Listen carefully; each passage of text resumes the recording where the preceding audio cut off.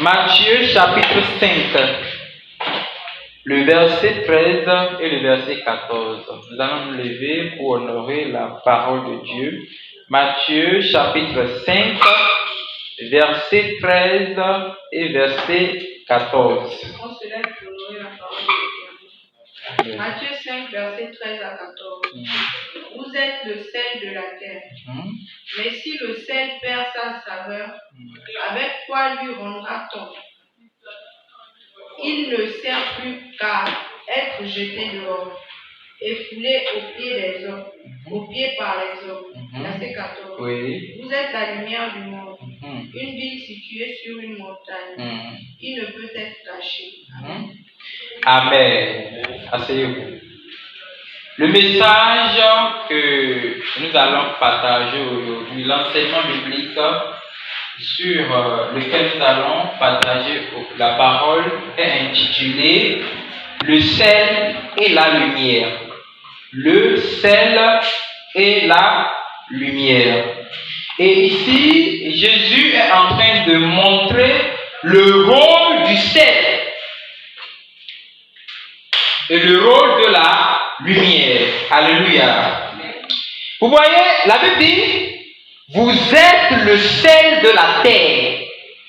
Quand on dit le sel, je dois vous rappeler qu'il y a plusieurs types de sel. Il y a le sel de cuisine, il y a le sel qu'on utilise pour l'agriculture. Les Anglais sont appelés des sels. Il y a les sels minéraux qui nourrissent les arbres. Il y a plusieurs types de sel. Et il y a plusieurs types de sel. Et ces sels-là sont là pour jouer un rôle là où on les a impliqués. Donc, quand Jésus dit ici, vous êtes le sel de la terre, c'est-à-dire, il est en train de montrer le rôle d'un chrétien dans le monde. Amen.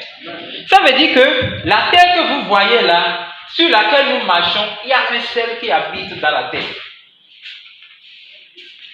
Parce que ceux qui font la géologie, je vais dire, ils nous ont montré qu'il y a plusieurs types de sols. Il y a les sols argileux, il y a les sols de granit, il y a les sols, il y a plusieurs types de sols. Et chaque sol a son rôle à jouer. Parce que toutes les cultures qu'on cultive, tous les grains qu'on cultive sur la terre, les semences ne peuvent pas rester dans tous les sols. Il y a certaines terres, quand vous semez le maïs, ça marche bien. Mais sur la même terre, si vous semez le manioc, ça ne marche pas. Il y a certaines terres, quand vous semez l'haricot, ça marche. Mais sur cette même terre, vous allez semer les patates, les sorgho, les milles, ça ne va pas marcher. Donc, ça veut dire que chaque sol a aussi son sel. Et lorsque il y a le sel dans la terre, c'est là que la terre fonctionne bien. Donc, Jésus dit ici, vous êtes le sel de la terre. Moi, je suis le sel de la terre. Ça veut dire que dans ce monde, nous sommes le sel. Je suis le sel. Vous êtes le sel. Sans nous, le monde ne peut pas avoir sa valeur. Sans nous, la terre ne peut pas fonctionner, ne peut pas porter de fruits. Alléluia. Donc, ça veut dire que vous nous voyez au milieu du monde. C'est nous qui font que le monde soit animé. Parce que nous sommes les sels de la terre. Chrétiens, il faut que moi je me pose la question. Est-ce que je manifeste une vie de sel? Parce que Jésus dit ici, il dit, si le sel perd sa saveur, ça veut dire que dans le sel, il y a quelque chose qui habite dedans. Il y a quelque chose qui habite dans le sel. Quand vous prenez le sel et vous goûtez, vous avez un goût dedans. Le goût là s'appelle la saveur. Et c'est ça qui donne maintenant valeur au sel. Parce que quand vous faites la nourriture à quelqu'un, vous ne mettez pas de sel dedans. La personne prend une goutte et dit, mais ça c'est quoi ça? On dirait seulement que c'est le sel qui manque. Quand il prend la nourriture, toute la nourriture n'a plus de valeur dans sa bouche parce que ça manque du sel. Alléluia. Et cela nourriture. Sans le sel, la cuisine n'a pas sa valeur. Même si c'est moyo, vous le faites. Et vous faites bien votre moyo. Et vous mangez même le cube. Quoi qu'en soit la dose du cube que vous allez mettre dedans, le sel a sa valeur. Si le sel perd sa saveur, ça veut dire que quand on le voit comme ça, il est sel. Mais le goût qui donne la valeur n'est pas en lui. En quoi ça sert-il encore de l'appeler sel? Ça veut dire que Jésus dit quoi par là? Si la personne est chrétienne et on ne retrouve pas la vie du Christ en cette personne-là, en quoi ça sert-il de l'appeler chrétien? On dit qu'il est directeur du cabinet. Il ne peut même pas rédiger une note de service. En quoi ça sert-il même de l'appeler? Monsieur le TC, monsieur le TC. Ça n'a pas de sens. On dit qu'il est chef d'entreprise. Il ne peut même pas embaucher au moins 200 employés par an. En quoi ça sert même de l'appeler chef d'entreprise? Parce que le nom qu'on appelle quelqu'un, le nom que quelqu'un porte, a sa saveur. Si on dit que la personne est élève, ce qui remonte qu'il est élève, c'est quand il est studieux, régulier au cours, apprend ses leçons, avoir de bonnes notes, respecte ses enseignants. On dit qu'il est enseignant parce qu'il dispense bien les cours et il reconnaît son devoir. Donc, le nom que quelqu'un porte seulement n'est pas le problème. Mais au milieu de ce nom-là, il y a un devoir. C'est ça le sel. Le sel a la saveur. Et c'est la saveur qui donne sa valeur. Donc si quelqu'un est chrétien et sa vie de chrétienté ne se fait pas voir, c'est qu'il a perdu le goût. Il a perdu le goût. Le monde a besoin de ce goût en nous. Amen. Le monde a besoin de la saveur en nous. Comment est-ce que le chrétien a reçu cette saveur? Je vais vous montrer ça. Il dit, quand, avec quoi lui rendra-t-on? Il ne sait plus quand être jeté dehors et foulé aux pieds par les hommes. Nous, les humains, nous sommes vides. Mais quand Jésus est venu, c'est Jésus qui est la saveur.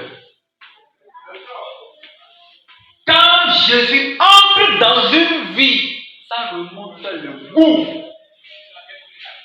Ça fait de cette personne le sel de la terre. Alléluia. Si vous lisez quelque part dans le livre de Luc, Jésus a dit, même les sacrifices sont remplis du sel. Donc ça montre que dans tout ce que nous faisons, il y a toujours un sel. Ici, c'est une lumière. Avant que la lampe ne soit allumée, il y a une énergie qui a été branchée. C'est le sel. Chaque chose a son sel. Le jour, le sel ne donne plus sa saveur, il est appelé à être jeté. Tu ne seras pas jeté au nom de Jésus-Christ. C'est ça le rôle du sel. On va venir maintenant sur le rôle de la lumière. Le verset 14. Vous êtes la lumière du monde. Amen. Je suis la lumière du monde. Vous êtes la lumière. Tu es la lumière du monde. Mon ami. Si nous sommes la lumière du monde, je vais vous montrer quelque chose dans l'affaire de la lumière. Quand je dis pas de la lumière du monde, il y a deux lumières pour le monde. Amen. La première lumière, c'est Jésus-Christ, la lumière du monde. Jésus a dit, je suis la lumière du monde. Celui qui croit en moi marchera dans la lumière et ne vivra jamais dans les ténèbres. Il a dit ça. Après, maintenant, il dit, vous êtes la lumière du monde. Tu as compris ce qu'il dit? Ça veut dire que Jésus, la lumière, il a pris vie en nous. Comme je disais, que nous étions vides. Mais c'est lui, la saveur, qui maintenant fonctionne en nous, qui fait de nous le sel avec le goût. Quand Jésus prit vie en quelqu'un, la personne devient aussi une lumière pour le monde. sommes une lumière pour le monde. C'est que nous sommes à l'exemple de Jésus-Christ. Alléluia. Et si tu es la lumière du monde, pourquoi ta lumière n'éclaire pas les autres? Parce que si je suis la lumière, je vous ai déjà dit la fois dernière, que quand vous voyez les chrétiens, un vrai chrétien comme ça, il a une lumière au milieu de plusieurs ténèbres. Quand Dieu peut t'ouvrir des yeux, tu vas voir qu'il y a des petites lumières dans le monde. Mais il y a trop de ténèbres. Ça veut dire que ceux qui n'ont pas Jésus-Christ, ils sont des ténèbres. Mais celui qui a Jésus, lui, est comme une lumière. Donc, chaque fois que tu te manifestes quelque part, les ténèbres doivent s'enfuir. Les ténèbres doivent s'enfuir. Et toi, tu éclaires. Plus tu continues d'éclairer, ta lumière jaillit. Et les hommes sont connectés à ta lumière. Donc, Jésus dit, vous êtes la lumière du monde. Et c'est quoi la lumière? La lumière, c'est comme une lampe qui éclaire. Quand on va enlever les lampes que nous utilisons ici, vous allez voir que les ténèbres vont revenir. Parce qu'il y a une loi de contrariété entre la lumière et les ténèbres. Et quand la lumière apparaît, les ténèbres fuient. Quand la lumière part, les ténèbres reviennent automatiquement. Pas besoin de... Parce que la lumière règne sur les ténèbres et les ténèbres sont contre la lumière. Donc quand Jésus dit vous êtes la lumière du monde, ça veut dire que n'importe où vous êtes, on ne doit pas observer les ténèbres. Chrétien. Ça veut dire que tu dois montrer ta vie de lumière n'importe où tu es. Il n'y a pas la honte pour montrer Jésus. Il n'y a pas la honte dans Jésus. Je ne dois pas avoir honte de dire que je suis chrétien. Je ne dois pas avoir honte de défendre Jésus-Christ. S'il y a une obéissance que les gens refusent de suivre, c'est chez moi on doit trouver ça. S'il y a une parole que les gens voient c'est difficile à obéir, c'est à moi de montrer Jésus dans ce niveau-là. C'est une façon d'être la lumière du monde. Est-ce que tu es déjà la lumière du monde? Est-ce que tu prouves au monde que tu es la lumière? Parce que la Bible dit que le monde est rempli de ténèbres. Ah, ok. Je laisse ça là d'abord. Allons dans le livre de Jean. Évangile de Jésus-Christ, selon Jean, chapitre 1. Jean, chapitre 1. On va commencer à partir du verset... On va lire le verset 5 d'abord, puis on va sauter pour venir au verset 9. Verset 5, oui. Jean 1, verset 5. Oui. La lumière luit dans les ténèbres. Et les ténèbres ne l'ont point reçu. C'est bon d'abord. La lumière luit dans les ténèbres. Ça veut dire que qui est la lumière? Jésus-Christ. C'est lui qui était la lumière. Vous savez, depuis que j'ai compris cette référence-là, quelque chose se passe avec moi. J'ai toujours compris qu'il n'y a jamais de lumière dans le monde. Depuis que le monde existait. Parce que quand Adam et Ève ont péché, c'est là que les ténèbres sont venues. Les ténèbres habitent alors parce qu'ils ont désobéi à Dieu. Donc, depuis ce temps, il n'y a jamais la lumière. Vous allez comprendre maintenant. Vous allez comprendre pourquoi. Ne pensez pas que non, et les prophètes, non, on va comprendre tout à l'heure. Parce que la Bible vient de dire, la lumière luit dans les ténèbres, et les ténèbres ne l'ont point reçu. Qui sont les ténèbres? Il parlait de qui? Il parlait des hommes. Les hommes ont des ténèbres. Maintenant, vous allez voir pourquoi je parlais. Alors, le verset 9. Verset 9. Oui. Cette lumière, oui, était la vérité. Était la véritable lumière. C'est bon comme ça. Cette lumière qui, lui, était la véritable lumière. Donc, il y a aussi de fausses lumières. Ça veut dire que quand je dis vous êtes la lumière du monde, il faut encore observer bien cette personne qui dit qu'elle est la lumière du monde. Est-ce qu'elle est vraiment la lumière du monde? Elle est une fausse lumière. Tout comme chaque chose a toujours sa fausse fabrication. Il y a de vraies chaises, il y a aussi de fausses chaises. Il y a de vrais micros, il y a de faux micros. Comme il y a aussi de vraies Bibles. Et ils ont aussi créé de fausses Bible. Il y a de vrais téléphones, il y a aussi de faux. Il y a de vrais évangiles, il y a aussi de faux évangiles. Il y a le vrai Jésus. Il y a le vrai Jésus, il y a aussi le faux Jésus. Donc, quand Jésus dit ici, vous êtes la lumière du monde, il faut vérifier. Est-ce que c'est la vraie lumière ou c'est la fausse lumière? C'est pas parce qu'on dit lumière qu'il faut croire en ça. Non! Vous venez de voir, non? Cette lumière était la véritable lumière. Ça veut dire que ceux qui passaient étaient de fausses lumières. Le Seigneur fera de nous de vraies lumières dans ce monde au nom de Jésus-Christ. Donc il dit, cette lumière était la véritable lumière qui, en venant dans le monde, éclaire tout homme. Donc, il y a certaines lumières qui ne peuvent pas éclairer tout homme. Il y a certaines lumières, quand même la lumière là vient, il fait des grimaces ici. Tu vas rien. En fait, tu ne seras pas impacté par la lumière parce que c'est une fausse lumière. Donc, ça veut dire que depuis que le monde existait, il n'y avait que des ténèbres sur la terre.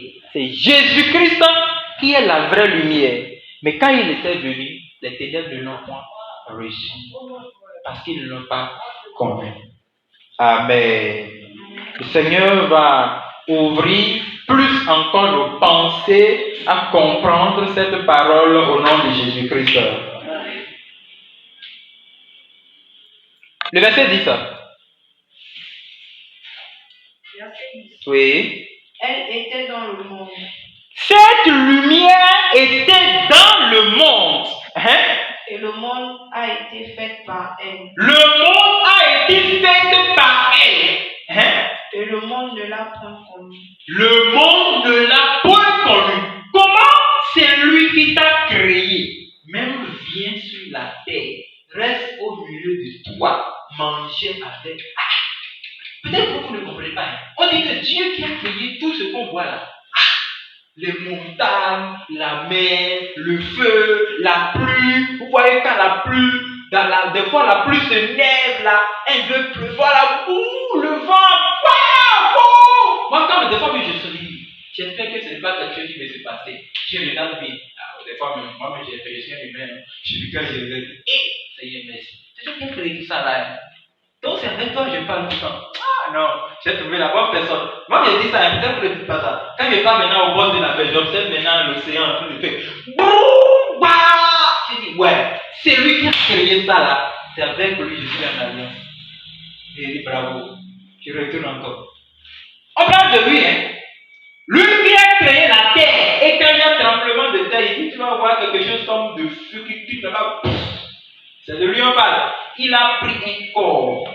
Il est venu habiter avec les hommes, avec Pierre, les gens. Il mangeait, il riait, il dormait comme un humain. Il avait toutes les qualités de l'homme en lui. La seule chose, c'est qu'il n'a jamais péché. La Bible dit, cette lumière par laquelle le monde a été créé était venue habiter au milieu des hommes, mais les hommes ne l'ont pas réussi. Ils ne l'ont pas connu. Ils ne savaient pas que c'était lui. Ça ne sera pas notre portion au nom de Jésus-Christ. Parce que c'est dangereux que celui qui veut me sauver puisse venir rester à côté de moi. Même parler avec moi sans que je ne sache que c'est chez lui que se trouve la solution de tous les problèmes.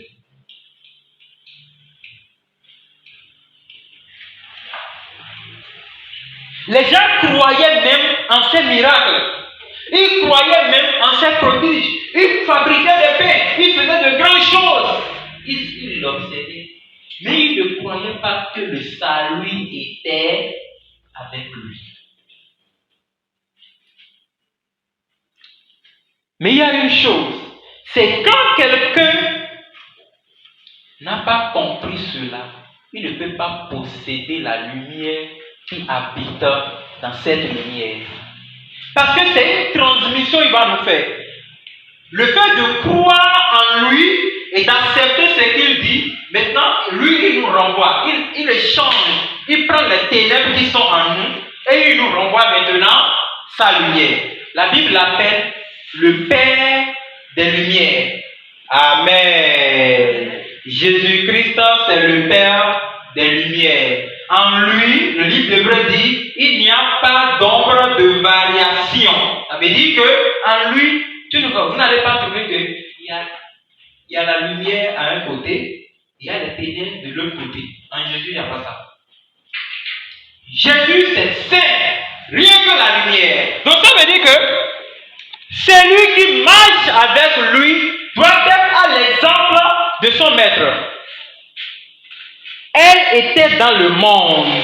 Le monde a été fait par elle et le monde ne l'a point reçu. Ils n'ont pas cru en lui. Oh non, toi tu es qui même?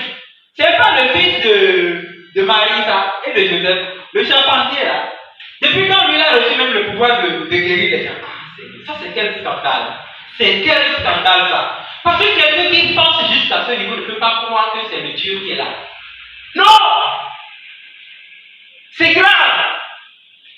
Mais ils ont menti. C'est pas le fils de ce charpentier là. Mais ils ont oublié que la Bible dit Dieu passe par des choses viles de ce monde pour faire de grandes choses. Le fils du charpentier, c'est lui qui est le sauveur du monde entier. Alléluia. Bien, donc, vous savez, quand Jésus est en train de dire, vous êtes, c'est une, ce n'est pas une déclaration. Cette déclaration, oui, c'est déclaration. Ce n'est pas une affirmation, c'est une déclaration, ce n'est pas une affirmation. Il déclare, il dit, vous êtes. Donc, celui qui reconnaît que lui, il est le sel, il accepte. Moi, je suis le sel. Je suis le sel du monde. Maintenant, il va aller maintenant vérifier comment le sel fonctionne. Quelles sont les qualités qu'on peut observer dans le sel? Oh, moi je teste, je prends le sel, je mets ça dans l'eau. Après, j'augmente l'eau encore. Je vois que la saveur du sel, ça commence par disparaître. Je prends encore le sel, je verse ça encore dans l'eau. Je remets. Ça c'est trop. Je fais ça, je verse encore. Je bouge, je vois que ça c'est trop. J'ai compris. Cette expérience qu'il faut faire. Quand vous versez assez de sel, vous prenez quelque chose comme ceci par exemple. Vous versez assez de sel. Vous versez de sel jusqu'à ce que ça reste un peu ça. Vous versez de l'eau maintenant. Vous allez voir que le goût que l'eau là va donner, ça dépasse même le goût du sel dans l'eau, qui ne contient pas de l'eau. Oui, parce que c'est quand le sel est en usage qu'il remonte sa valeur. Essayez, vous allez voir. Allez, essayez, vous allez voir. Et là, c'est le monde. Nous sommes au milieu du monde. C'est quand nous cherchons maintenant à montrer que nous sommes le sel, que le monde connaîtra notre valeur. Chrétien, il ne faut pas avoir honte de montrer qu'on est chrétien. Même devant n'importe qui, nous devons défendre notre foi. C'est aussi ça, être le sel du monde et être la lumière du monde. Amen. Maintenant, le monde ne l'a pas reçu, le monde ne l'a pas connu, le monde n'a pas cru, le monde a refusé de croire que c'est lui qui possède le salut. Mais Jésus a dit quelque chose. Vérifions le verset 12. Bon, verset 12 du chapitre 1, oui. Mais à tous ceux qui l'ont reçu. À tous ceux qui l'ont reçu. Donc ça veut dire qu'au milieu des ténèbres là, il y a certaines ténèbres qui ont reçu la lumière.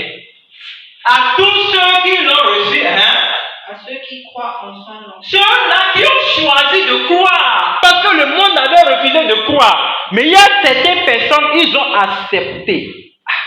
Lui, c'est le Messie. Acceptons le voir. Ils ont choisi de croire en lui. Oui. Elle a donné le pouvoir de devenir enfant de Dieu. Cette lumière ceux qui l'ont reçu, elle les a donné le pouvoir de devenir enfants de Dieu. Peut-être vous n'avez pas encore compris. Allez-y, on va voir. Lesquels sont nés, Verset 13. non du sang, ni de la volonté de la chair, ni la volonté de l'homme, mais de Dieu. Ça va, c'est bon. Que Dieu vous bénisse. Il leur a donné. Ça veut dire quoi? Voici le Fils. Le Fils de Dieu. Écoutez bien. Si c'est lui le Fils de Dieu, si quelqu'un croit en lui, il fait de la personne ce que lui-même il est. C'est une loi de transmission. Ça prend. C'est une loi de transmission. Il n'y a pas un adage des grands là qui dit: montre-moi qui est ton ami et je te dirai qui tu es. C'est pas ça? Oui, c'est ça. Ça veut dire que quelqu'un qui cherche à devenir ami avec lui, la personne devient automatiquement qui il est. Voilà. Donc, comme les fils de Dieu, si quelqu'un croit en lui, il lui donne le pouvoir de devenir enfant de Dieu. Mais cette forme d'être enfant de Dieu veut dire que la personne n'est plus née de la nature charnelle. C'est ça la parole a dit, non? Ni de la volonté humaine, mais de la volonté de Dieu. Donc ça veut dire que une fois la personne devient enfant de Dieu, ce même enfant de Dieu, il est le sel de la terre. En croyant en lui, la personne devient également le sel de la terre. Ce même Fils de Dieu, le Christ, il est lui-même la lumière du monde. Donc, en croyant en lui, la même personne devient aussi la lumière du monde. Donc, c'est ce que nous sommes. Nous sommes l'empreinte même de Christ. C'est pourquoi j'ai l'habitude de dire, si un jour, on dit, ne lisez plus la Bible, il faut que le monde lise la Bible. C'est ce que nous sommes pour le monde. Le sel sans lequel on ne peut pas cuisiner dans le monde. La lumière sans laquelle le monde ne peut pas voir. Le monde va se perdre sans nous. Je dois le dire, sans moi, le monde va se perdre. Quand tu seras quelque part, tu vas voir que tous les gens là se sont dit, ils commencent à dire, hey, je viens dire ça. Tu sais pas, ils disent, non, attends. Lui là, lui va venir, il va nous éclaircir ça. Quand il dit ça, c'est qu'il commence par croire en toi. Parce qu'ils savent que tu es un chrétien. Alléluia. Amen. Ils savent que tu es un chrétien. Mais quand ils disent, non, lui va venir nous éclaircir ça. Lui, il lit la Bible. Mais qu'est-ce qui éclaircit? Qu'est-ce qui éclaircit? C'est la lumière qui éclaire. Donc, si tu n'es pas la lumière, on ne peut pas croire en toi. Lui et moi, il lit la Bible. Quand il va venir, il va nous expliquer ça. Quand tu vois quelqu'un qui te dit un jour, prie pour moi, ça veut dire qu'il reconnaît que tu es un sel et il a besoin de toi dans sa cuisine. C'est ça. Et nous ne devons pas nous cacher parce que le sel ne se perd pas, ne se cache pas. Quand vous préparez dans une cuisine, même si le sel se trouve dans n'importe quelle position de la cuisine, à l'heure de l'utiliser là, regarde, tu vas voir comment le vieux va chercher le sel qui commence par transpirer. Parce que c'est ça là qui va même donner la valeur à tout ce que tu veux préparer. Vous pouvez vous rassembler ici, même le président de la République peut descendre. Quoi qu'en soit la nourriture que vous allez préparer, s'il n'y a pas le sel dedans, toute la rencontre est multipliée par 0. Amen. C'est ce rôle-là que Jésus veut que nous jouions dans le monde. Jésus veut que nous montrons au monde que nous sommes vraiment le sel du monde. Jésus veut que les gens puissent voir la saveur qu'il a mis en nous. Allons-y montrer au monde que nous sommes le sel du monde. Allons-y montrer au monde que nous sommes la lumière du monde. Parce que nous, au moins, nous avons reçu le Christ que le monde a rejeté. On va retourner dans la référence par laquelle on avait commencé, de Matthieu chapitre 5, on va lire le verset 14, le verset 15. Verset 14. Oui. Vous êtes la lumière du monde. Je suis la lumière du monde. Une ville située sur une montagne Une ville située sur une montagne ne peut être cachée. ne peut être cachée. Alléluia. Amen. Je suis la lumière du monde. Vous êtes la lumière du monde. Nous sommes la lumière du monde. Nous sommes une ville que Jésus, il a bâtie et il a construit au calvaire. C'est au calvaire la ville de la montagne qu'il a construit. Je suis cette ville-là. On ne peut pas cacher la lumière. On ne peut pas cacher la lumière. Ça ne peut pas se passer. Quand on cache la lumière, on va sentir pas quelque part que, hey, ça c'est la lumière de quoi? Ah, ils ont caché ça là-bas. Ah bon? On ne peut pas nous cacher. Même dans le secret, les gens auront besoin de notre lumière. Depuis quand on peut cacher la lumière? Asseyez-vous d'abord. Amen. Vous savez qu'on ne peut pas cacher la lumière. Je vais vous montrer ça, c'est simple. Quand on prend la lumière maintenant dans un lieu secret, même dans le lieu secret, il éclaire. Il éclaire le lieu dans lequel on l'a mis. On ne cache pas la lumière. La lumière, c'est impossible de cacher la lumière. Et c'est impossible également que le chrétien ne révèle pas le fruit qui se trouve en lui. Nous sommes cette lumière. Ce chrétien-là, qui doit révéler, qui doit démontrer les fruits que Jésus a mis en nous. Les fruits de la vie chrétienne. Les fruits, nous devons mener une vie fructueuse. C'est-à-dire que nous sommes un arbre. Et cet arbre doit contenir les fruits de l'esprit. Le monde doit voir en nous le fruit de Jésus-Christ. Et ce fruit, il y a l'amour chrétien. Le monde doit voir en nous la lumière de l'amour. Le monde doit voir en nous la lumière de la patience, la lumière de la joie, la lumière de la fidélité, la lumière de la tempérance, la lumière de la maîtrise de soi, la lumière. Le monde a besoin de notre lumière. Si le monde ne voit pas ta lumière, c'est que tu es la même chose avec le monde. Il dit, vous êtes la lumière du monde. Quel monde? Nous sommes la lumière du monde visible. Nous sommes également la lumière du monde invisible. Quand le démon te voit, et le démon est dans une vie, et il ne bouge pas, Seigneur Jésus. Même quand lui-même qui était lumière du monde était sur la terre, quand le démon le voit comme ça, il tremble. Toi, tu es la lumière de toi. Le diable n'a pas peur de toi. Le diable voit que non, lui là, on est des amis, c'est mon pote. Le diable te dit c'est mon pote. Quoi? Jusqu'à qui? Ça veut dire qu'il a quelque chose en toi. Si tu ne te débarrasses pas de ça, c'est que tu mènes une vie de ténèbres.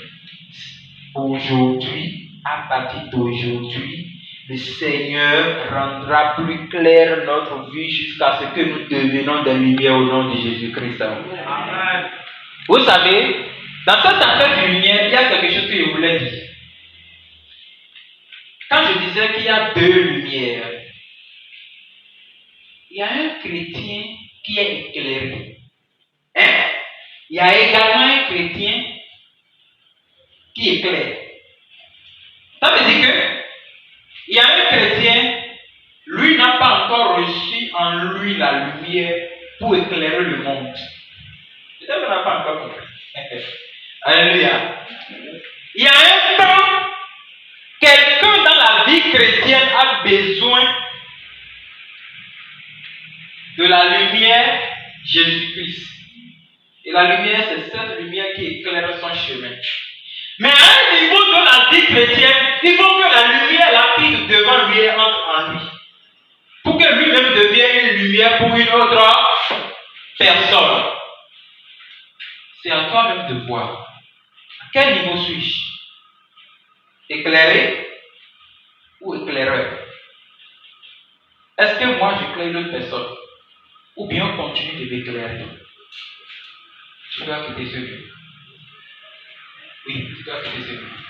Nous devons quitter ce niveau. Parce que si tu es encore à un niveau où c'est une autre personne qui doit te éclairer, mon ami, tu tu n'es pas dans ce verset. Tu n'es pas la lumière du monde. Moi, je suis la lumière du monde. Parce que je suis appelé à éclairer. J'ai déjà été éclairé. Maintenant, la lumière ne m'éclaire plus. Non, la lumière a pris maintenant vie en moi. Peut-être, si on avait lu le verset 14 du Jean, vous allez voir. La parole a été faite chair. Ça veut dire que Jésus, qui est la parole, ça prend maintenant corps en moi. Et quand Jésus prend corps en moi, mais c'est moi-même qui est là. C'est Jésus qui est là. Ce n'est plus moi. C'est Jésus même qui suit en moi. Ça veut dire que la lumière habite en moi. C'est lui en qui est la lumière devient maintenant une lumière pour d'autres personnes. Donc, quand Jésus maintenant va vouloir marcher, quand Jésus veut partir au Sénégal, il m'envoie. Quand moi je parle là-bas, c'est Jésus qui parle là-bas. Je suis appelé à éclairer les gens. Le verset 15. Verset 15. Hein? Et on n'allume pas une lampe pour la mettre sous le boisseau. Oui. Mais on la met sur le chandelier. Très bien. Et elle éclaire tous ceux qui sont dans la maison. Amen. C'est aujourd'hui les choses ont changé. Sinon, avant, on allumait la lumière. On prenait le feu. On mettait ça sur la lampe. Avant même, c'était même pas la lampe. C'était pas les lanternes, les lampions, non. C'était des choses comme des papas qui ont fait. Bien. Et on mettait de l'huile rouge. Et c'est l'huile rouge là qui renforce la lumière. Mais avec l'évolution, on a commencé par créer les lampions et les lanternes. Mais c'est surtout l'huile que ça utilise. C'est l'huile que ça utilise. Parce que la vie chrétienne, c'est ça même qui nous permet de comprendre la vie chrétienne. La vie chrétienne, c'est une vie qui a besoin de l'huile pour s'éclairer tout le temps. Je vais vous expliquer ça. L'huile, c'est la parole de Dieu. La lampe ou le lampion dans laquelle on mettait l'huile, c'est la vie du chrétien.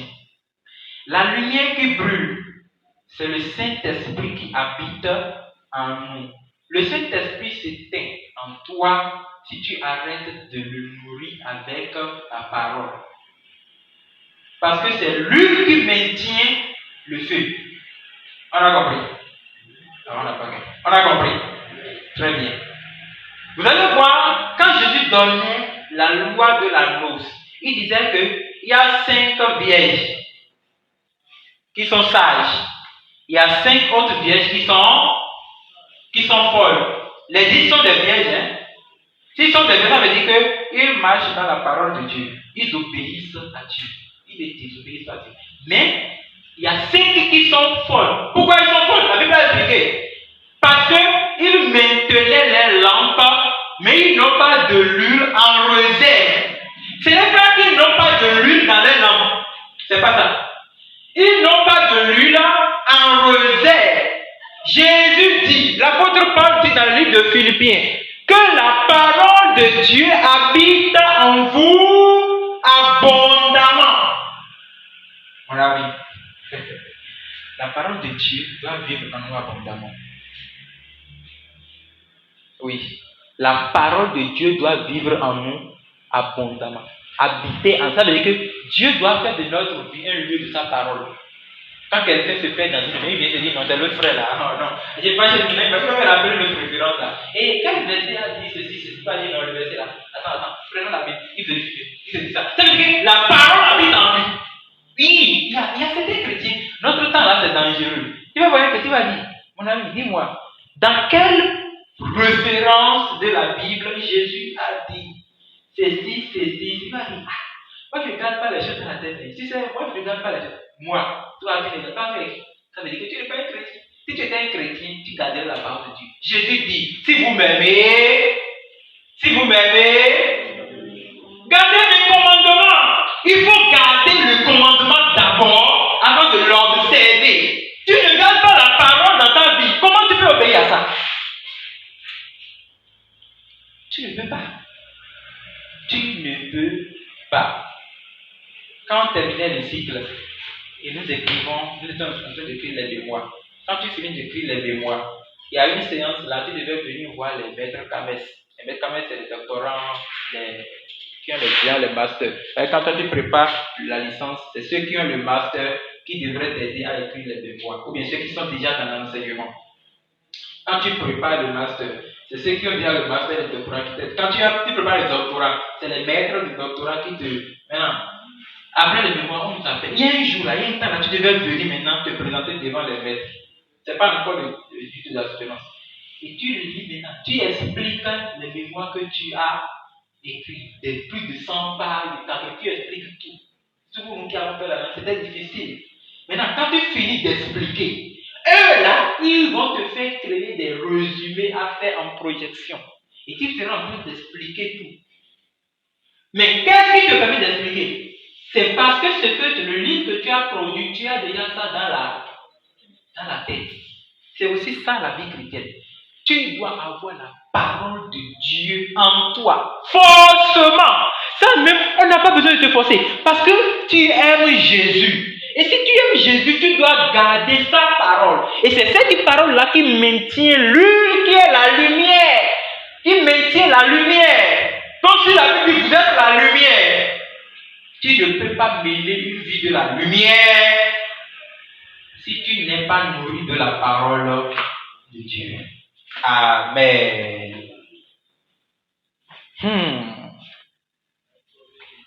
Nous sommes une ville située sur une montagne qui ne peut être cachée. Et on n'allume pas une lampe pour la mettre sous le boisseau, mais on le met sur le chandelier. C'est ça qu'on faisait avant. Dans une maison comme ça, on allume une lampe.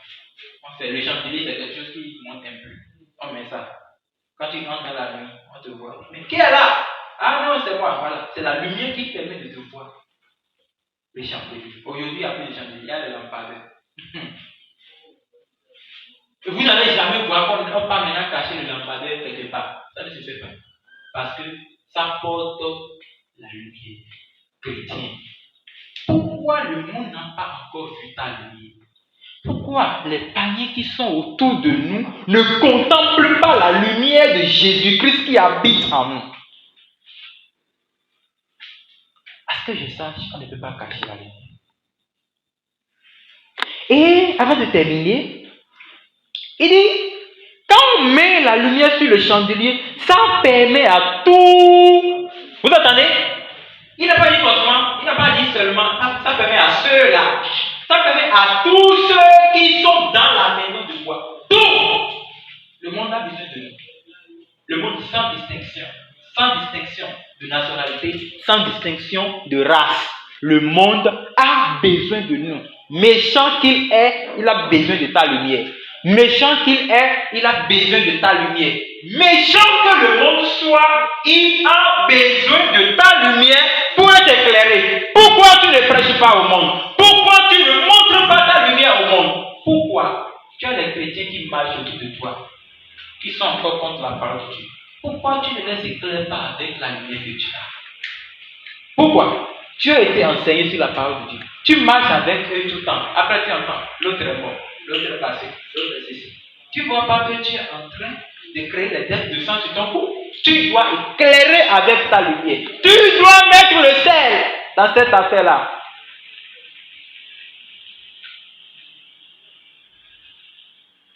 Le dernier verset, verset 16. Que votre lumière luise ainsi devant les hommes.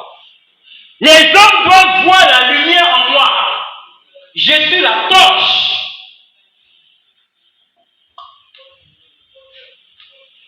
Qui permet à Jésus d'éclairer le monde. Je suis l'instrument que Dieu utilise. Dieu nous utilise comme une lumière pour éclairer le monde. Il dit que votre lumière luise devant les hommes. Ça veut dire devant les ténèbres. Maintenant, afin qu'ils voient vos bonnes œuvres et qu'ils glorifient votre Père qui est dans les cieux. Amen. C'est le fruit qui est en nous qui fait que le monde glorifie Dieu. Le monde n'aime pas Dieu. Mais quand il te voit mener une bonne œuvre, il dit, ah, lui il est vraiment enfant de Dieu. Quand il dit ça, il glorifie notre Père qui est dans les sûr. Jésus a besoin de ce changement dans notre vie. Et ma prière, c'est que ce changement soit observé, que cela soit tout le temps notre style d'évangélisation au nom de Jésus-Christ. Ce n'est pas forcément aller sortir pour prêcher qui est l'évangélisation. Non. Ça, c'est une note que nous devons observer. Mais d'autres façons d'évangéliser, c'est notre manière de marcher avec les gens. C'est notre façon de parler aux gens. C'est notre façon de vivre avec les gens. C'est notre habillement qui évangélise. C'est les chants que nous chantons à côté des gens qui évangélisent. C'est la parole que nous prononçons avec eux qui évangélise. C'est notre façon de faire les affaires avec eux qui évangélise. Vous savez,